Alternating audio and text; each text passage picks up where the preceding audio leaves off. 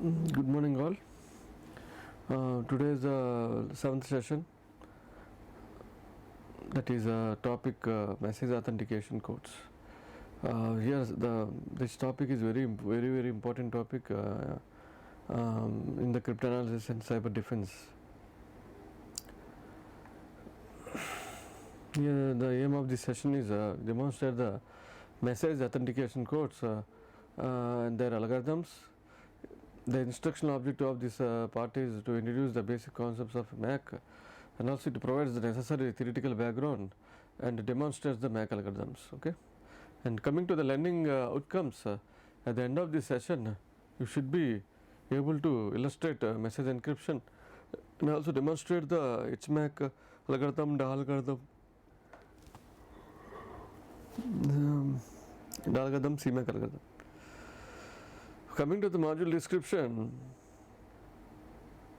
introduction, this session begins with the introduction of MAC and also we move more depth on the block diagram of the HMAC, CMAC algorithms and also we describes these functions in detail. Okay. Coming to the message authentication course, this MAC function accepts a variable length message and secret key as input and produce the fixed length MAC value as output. Okay, this MAC value serves as the authentication. So okay, so this MAC function accepts the variable length message and a secret key as input and produce the fixed length MAC value as output. So this MAC value serves as a authenticator because any MAC function must use this MAC value. Okay, this MAC value. This is the MAC value where we can implement it in any message authentication course. So MAC is equal to MAC of k comma n, where M is equal to input message, M equal to input message. So here understanding the C. What is the C? C is equal to match function. Capital K is equal to shared secret key, and MAC contains the MAC message authentication codes. Coming to the message authentication and encryption policy, so message is encrypted by the source with a secret key using symmetric encryption algorithm. Okay, so any message which has been encrypted by using this with the secret key and encryption algorithm. Okay, this is very important thing. So any message is encrypted by source with the help of secret key with any symmetric encryption algorithm, and also produce the ciphertext is sent to the destination. Okay, so a message is encrypted by the source with the secret key using any symmetrical encryption algorithm, and the ciphertext is sent to the destination. So destination decrypts the message with the same secret key used by the source and it restores the plain text, and also which achieves the confidentiality and the authentication of the message. Is it clear? So in order to discuss about the more confidentiality and authentication, we see the message encryption in detail in the MAC. Okay, so this is the message. This is the message M, which transmits the message over the internet. First of all, it encrypts the message through EON message with the help of K. Okay, and then the encrypted message with K transmits over the internet. Okay, and then the destination receives the encrypted packet and to be decrypted using a key and then produce the original message M. So this is the process in the message authentication, message encryption, and also see the message is encrypted by the source with the public key P of U of destination, and also ciphertext is sent to the destination. Okay, this is ciphertext is sent to the destination. Ciphertext. Okay, this is the cipher. So in order to describe the message of ciphertext, the destination user decrypts the message with private key and restores the plain text. Okay, restores the plain text, and also achieves the confidential of the message is preserved in this case. Okay, confidential message is preserved in the case. So this is very important thing, we need to discuss it. Okay.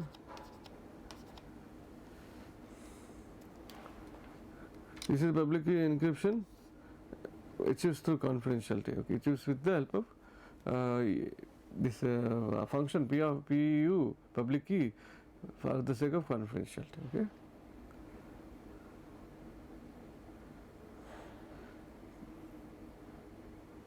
And also coming to the message encryption happens with the private key. Okay, this private key also be used for encrypting the message, and also the destination user receives this cipher key with the cipher key with the private key, ciphertext with private key to produce the cipher message. Okay, the destination user decrypts the message with the help of private public key of the source and restores the plain text.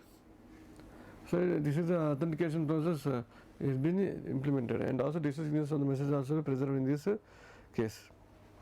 So message is encrypted by the source with private key of source and re-encrypted with public key of the destination. Okay, the result of this cipher key is sent to the destination, and also destination decrypts the message with private key of source, and again it decrypts with the private key of the destination, thereby restores the plain text, and also achieves the confidentiality of the message as well as the implement the digital signature of the message which is preserved in this case. So here ME is to be preserved with the help of this entire process. Okay, with the help of entire process. So here the public key encryption process in confidentiality, authentication, signature has been deployed. Okay, has been deployed.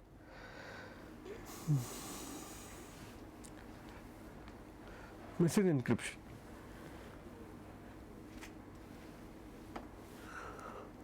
Sorry. Message encrypted by using a source with private key of, and also re-encrypted with public key of the destination. So there are two encryptions are used at the sender. One is the private key PR of A and public key PU of B. This is the public, this is the private. Okay. These two keys are used to obtain the E of PU of B, comma E of PRA, comma B together. Okay, this has to be sent to the destination. Destination will decrypt the message with the help of public key as well as the private key of the destination to produce the original message. Okay, this is the MAC code generation. Here we see the internal error control. In the internal error control, the source calculates the checksum of the message and appends it to the given message. So message appended with the checksum is encrypted with the secret key. Because the sender message has been no one can tamper it. So anyone can tamper them, and that means they are using their key. So every user has own key, so that the message has been uniquely transmitted, uniquely received. No one has been changed on private message. And also see the ciphertext is been sent to the destination. The destination decrypts the ciphertext with the same key used by the source, and for the received message it calculates the checksum and compares with the checksum sent by the source. If the checksum calculated by the destination is equal to the checksum sent by the source, both are equal, then the integrated message is preserved. It means that the message is received without modification. Okay, is it clear? This is the external error control, where destination decrypts the message. Whatever the previous topic, internal error control, same thing, but here vice versa. Okay.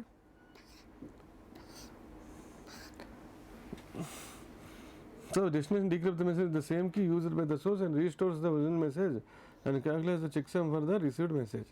If the checksum calculated by the destination is equal to the checksum sent by the source, then the significance of the message is preserved. This means that the message has been received without a modification. Okay.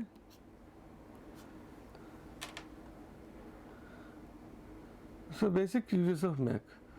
Some users calculates the MAC value of message and appends it to the message. Given message, the message appended with MAC value is sent to the destination. This is very important thing.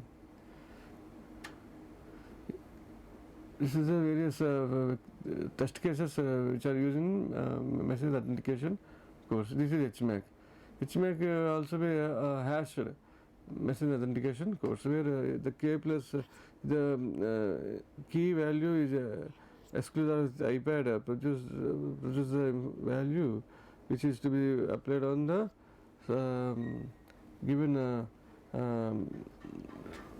given segment of the message, along with B bits are added to the message and Y1 bits.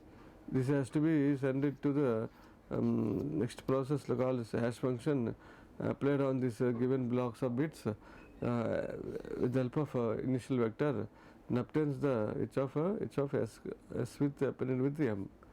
That this pattern of b bits are to be appended with s0 produce the how s0 is generated according to the O pad. Okay, this O pad is to be exclusive of k plus bits with the help of this exclusive function. Okay, this is the b bits which are used in the hash function. Okay, these are the things. Okay, is it clear? This is very important thing. This is a hash function. Is it clear? This is the hash function. This is HMAC function. HMAC, there are certain terminologies been discussed, which is the embedded hash function. I with initial value input to the hash function. M is the message input to the hash function. Y is the ith block of M. L is the number of blocks in M. B is the number of bits in block. N is small n is the length of hash code produced by the embedded hash function.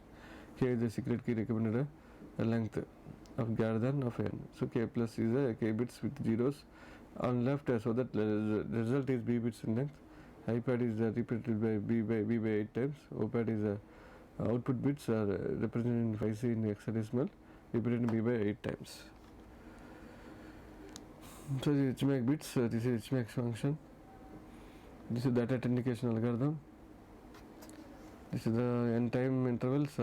Each data is deduplicated with the data authentication algorithm. Okay, in order to remove the algorithm, this is a DES algorithm of first time intervals, second DES second time interval, third so on n-1 time interval. All bits are produced accordingly.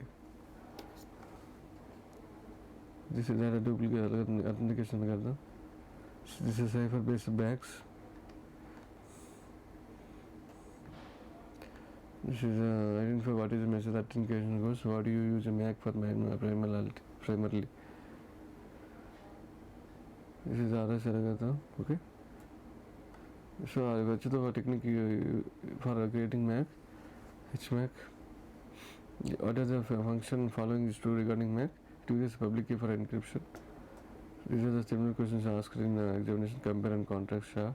Illustrate MD5 within int algorithm. How does MD5 algorithm process input messages? Discuss the internal state maintained by the algorithm. These are the textbooks. Thank you.